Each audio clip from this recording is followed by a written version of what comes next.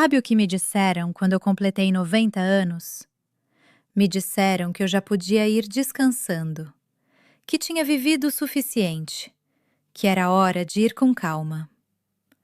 Eu ouvi, sorri, e no dia seguinte acordei às 6 da manhã com mais disposição do que a maioria das minhas netas.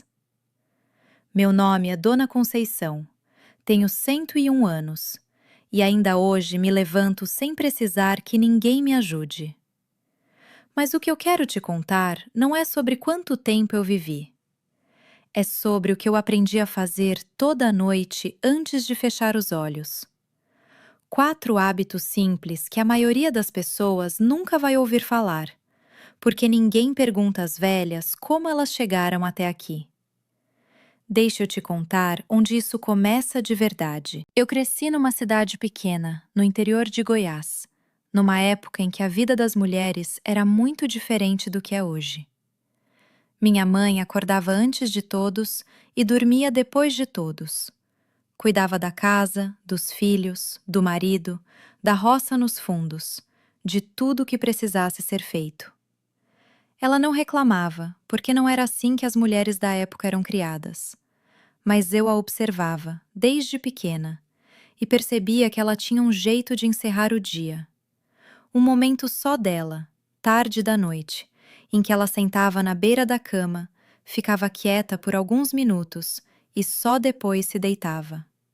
Eu perguntei uma vez o que ela fazia naquele momento. Ela disse: "Estou devolvendo o dia para Deus, minha filha. O que foi meu, ficou. O resto, eu devolvo." Eu não entendi direito naquela época, mas guardei. Com o tempo, fui crescendo. Me casei com o Geraldo. Tive 4 filhos. Trabalhei costurando em casa por décadas. Depois trabalhei numa escola, como auxiliar por mais uns 20 anos. Enfrentei coisas que eu não desejaria para ninguém. Perdi pessoas que eu amava antes da hora. Passei por períodos em que o cansaço parecia morar dentro de mim. Mas o sono sempre foi meu aliado. E não foi sempre assim de forma fácil. Teve uma época, quando eu tinha uns 50 e poucos anos, em que eu dormia mal toda santa noite. Acordava no meio da madrugada e ficava deitada com os olhos abertos no teto, a cabeça cheia de coisa, o corpo exausto, mas sem conseguir descansar de verdade. Foi nesse período que me lembrei da minha mãe, sentada na beira da cama. E comecei a prestar atenção no que eu mesma fazia antes de dormir, ou melhor, no que eu não fazia. Porque o que eu fazia era simples assim. Chegava em casa depois de um dia longo, resolvia o que ainda precisava ser resolvido, jantava em pé, às vezes de tão cansada, e tentava dormir carregando tudo aquilo. O dia inteiro dentro de mim, sem ter tido um momento de separação. Foi quando comecei a mudar. O primeiro hábito, e esse foi o que veio primeiro, quase por instinto, é que eu parei de levar o dia para dentro da cama. Parece simples quando eu falo assim, mas deixa eu te explicar o que isso significa na prática, porque é mais concreto do que parece. Todo dia acontece muita coisa. Preocupações com os filhos, coisas que ficaram pela metade, conversas que não saíram como a gente queria, tarefas que sobraram para o dia seguinte, medos que a gente carrega sem nem perceber que está carregando. E o que a maioria das pessoas faz é levar tudo isso para dentro da cama. Fica deitado com o corpo imóvel e a cabeça em movimento, repassando o que deu errado, antecipando o que pode dar errado amanhã. E o sono não vem, ou vem de um jeito raso que não descansa ninguém. O que eu aprendi a fazer foi criar um momento de separação antes de entrar no quarto, em que eu intencionalmente deixo o dia ir embora. Não é meditação, não é nenhuma técnica elaborada. É uma coisa bem concreta e muito simples. Eu sento na minha cadeira favorita, aquela que fica perto da janela da sala, por uns 10 a 15 minutos, e deixo os pensamentos do dia passarem pela minha cabeça sem me prender em nenhum deles. Se uma preocupação aparecer, eu a reconheço e digo para mim mesma que amanhã eu trato disso. Se algo bom aconteceu naquele dia, eu sinto aquilo um instante e deixo passar também.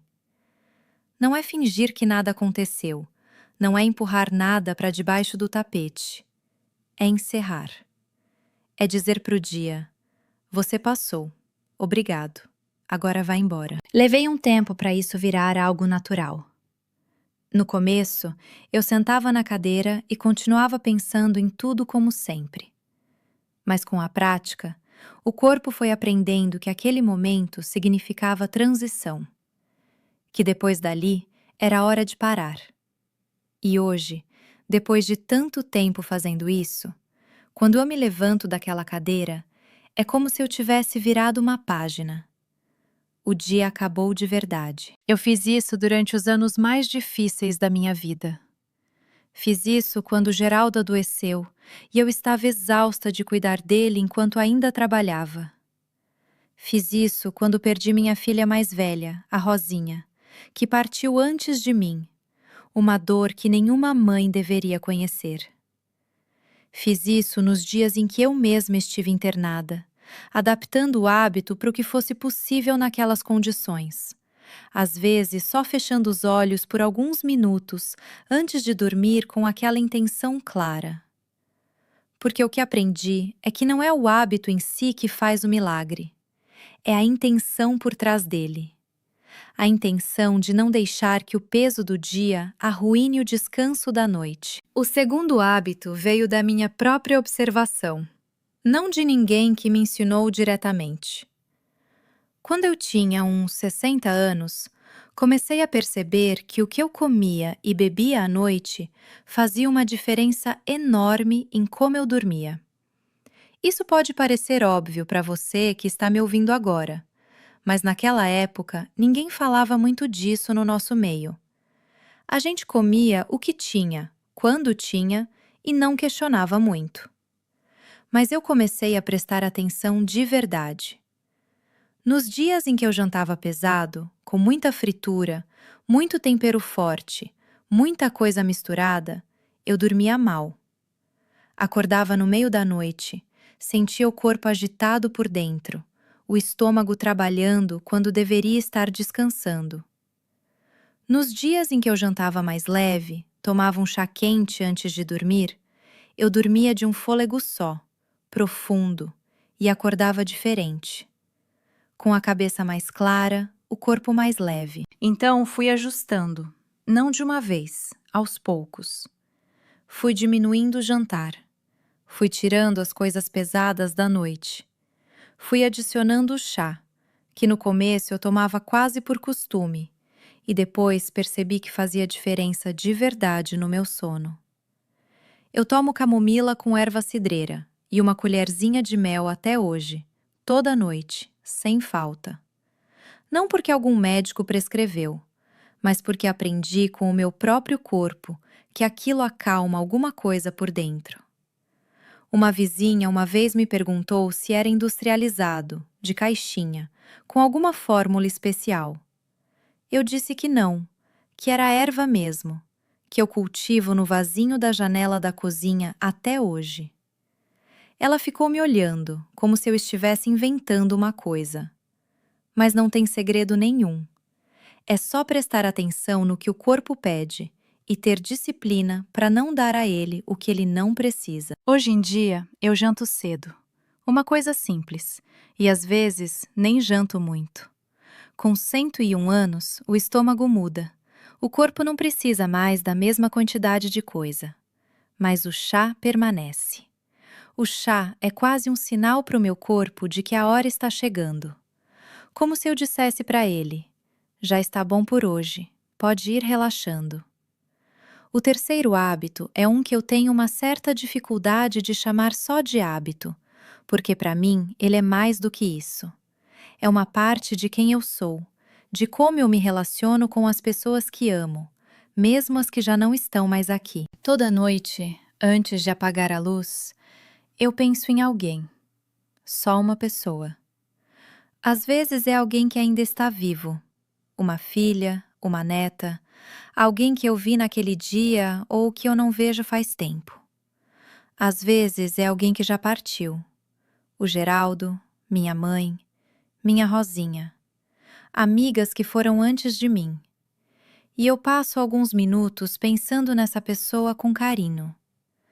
Não com saudade no sentido de dor, mas com gratidão e com afeto. Revisitando uma memória boa que eu tenho dela. Uma coisa que ela me ensinou. Um momento que passamos juntas. Um detalhe dela que eu guardei sem saber que estava guardando. Isso pode parecer uma coisa pequena, mas vou te dizer o que eu descobri fazendo isso por tantas décadas. Quando você vai dormir com o coração leve, você dorme diferente. Não é coisa de imaginação, não é autoajuda de livro. É que o corpo e a mente são a mesma coisa. E quando a mente vai para um lugar de gratidão e de amor antes de dormir, o corpo responde. A tensão vai embora. A respiração fica mais funda. O sono vem mais rápido e vai mais fundo também. Aprendi isso de um jeito muito concreto, através dos anos. Nos períodos em que eu ia dormir com raiva, com mágoa, com preocupação dominando meus pensamentos, eu dormia mal sempre. Nos anos em que passei a direcionar intencionalmente minha atenção para algo bom antes de fechar os olhos, tudo mudou. E não é que os problemas desapareciam. Os problemas continuavam lá no dia seguinte. Mas eu chegava neles descansada, com a cabeça mais clara, com um ânimo diferente. Tem uma noite que eu me lembro até hoje, e me lembrarei enquanto eu viver. Era uma noite fria de junho, alguns meses depois que perdi a Rosinha. Eu estava deitada num cansaço que ia além do corpo. Era um cansaço de alma mesmo. Daqueles que a gente não sabe muito bem como carregar. Eu achei que não ia conseguir dormir de jeito nenhum naquela noite. Mas fiz o que sempre faço. Fechei os olhos e fui buscar uma memória dela. Fui buscar o dia em que ela tinha uns 8 anos e apareceu na cozinha com o cabelo todo bagunçado e um sorriso enorme, querendo me ajudar a fazer bolo e colocando farinha em tudo quanto era lugar. E naquela noite tão pesada, aquela imagem foi como uma claridade muito pequena, mas muito quente dentro de mim. E eu dormi. Dormi de verdade, naquela noite tão difícil, porque eu deixei o coração pousar em algo bom antes de descansar. Eu não sei explicar isso com palavras científicas. Só sei que funciona. E que faz 50 anos que funciona para mim. O quarto hábito é o mais simples de todos e, ao mesmo tempo, o mais ignorado, especialmente pelas mulheres da minha geração, que foram criadas para colocar o descanso em último lugar. Eu me deito sempre no mesmo horário. Sempre. Não existe final de semana diferente. Não existe exceção porque tem visita em casa. Não existe hoje eu fico mais um pouco acordada. Há décadas, o meu horário de dormir é o mesmo. E o meu horário de acordar também. O corpo humano tem um relógio interno, e esse relógio funciona melhor quando você não fica bagunçando ele. Quando você dorme e acorda no mesmo horário todos os dias, o corpo aprende. Ele começa a se preparar sozinho para dormir antes mesmo de você se deitar. Começa a relaxar o que precisa relaxar, porque ele sabe o que vem a seguir. Hoje eu ouço muito as pessoas falando que não conseguem dormir, que ficam na cama e o sono não vem, que ficam rodando, que acordam várias vezes. E quando eu pergunto em que horário elas vão dormir, a resposta é sempre diferente a cada dia. Uma noite é 10 horas, outra é meia-noite, outra é mais tarde ainda porque tinham coisa para fazer, porque ficaram no telefone, porque o dia não deixou. E o corpo fica perdido. Não sabe quando é hora de verdade, não sabe quando pode soltar de vez. A minha mãe, sem saber nada de ciência, falava que quando a noite fecha, o corpo quer seguir a noite. que forçar o corpo a continuar acordado depois de um certo horário era como nadar contra a correnteza. Você até consegue por um tempo, mas chega exausta na margem. Ela estava certa, e eu só entendi completamente quando passei a respeitar esse horário com uma firmeza que às vezes até meus filhos achavam exagerada. Tem gente que me pergunta se não é chato, se não é uma prisão isso de ter horário fixo para tudo. E eu digo que não, que é o contrário. Quando você tem disciplina no sono, você tem liberdade durante o dia. Porque você acorda de verdade descansada, com energia, com a cabeça funcionando, e o dia inteiro fica disponível para você de um jeito diferente. E a soma desses 4 hábitos, ao longo de 50, 60 anos de prática constante, me trouxe até aqui, com 101 anos, acordando de manhã com disposição para sentar na varanda, tomar meu café com leite, conversar com quem passa, ver o dia clarear. Não sem dor, porque o corpo velho tem suas dores, e eu seria desonesta de dizer que não. Mas com energia, com presença, com a sensação de que o descanso fez o que prometia fazer. As pessoas gostam de perguntar para quem chega na minha idade qual é o segredo.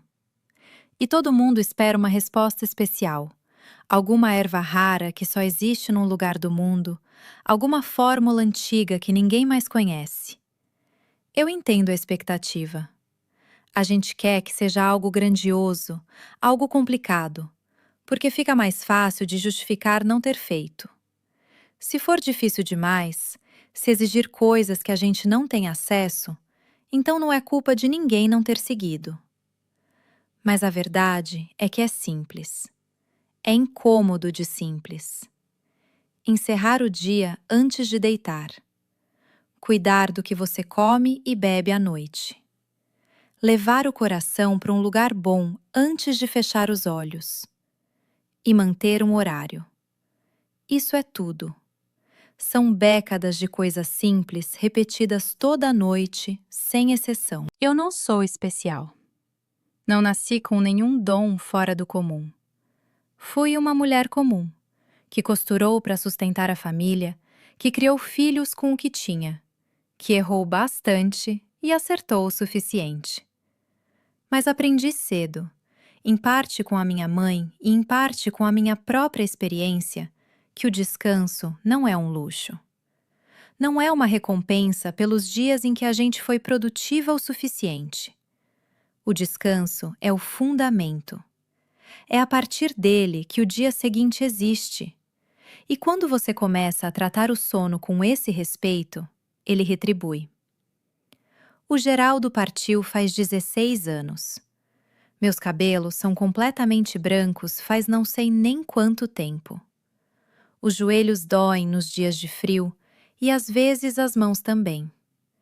Mas todas as manhãs, quando eu abro os olhos, tem um momento muito pequeno antes de qualquer pensamento, em que eu sinto que descansei, de verdade.